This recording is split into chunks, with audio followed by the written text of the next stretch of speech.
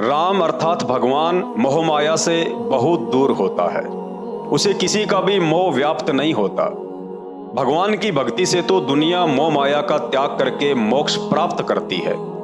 लेकिन शास्त्र प्रमाण देते हैं कि दशरथ पुत्र श्री रामचंद्र जी स्वयं भयंकर रूप से मोह ममता में जकड़े हुए थे।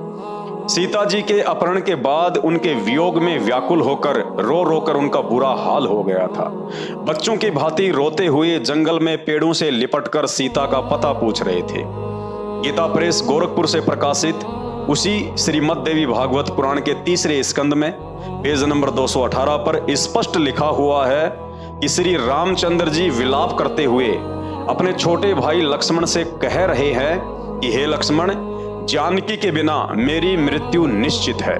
जबकि लक्ष्मण उन्हें समझाते हुए कह रहे हैं कि भैया धैर्य धारण करो। जो व्यक्ति आपत्ति और संपत्ति में धैर्य धारण करके एक समान रहते हैं वे ही बुद्धिमान होते हैं। अब आप समझ गए होंगे कि श्री रामचंद्र जी लक्ष्मण जी के इस कथन अनुसार बुद्धिमान पुरुष थे या नहीं। श्री रामचंद्र जी की पत्नी का तो मात्र अपहरण ही हुआ था, जिसे वापस भी लाया जा सकता था।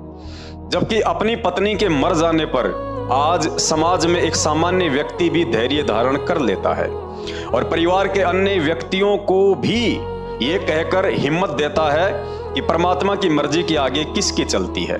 जबकि श्री रामचंद्र जी का पत्नी वियोग में बच्चों की तरह विलाप करना उन्हें कदापि परमात्मा सिद्ध नहीं करता।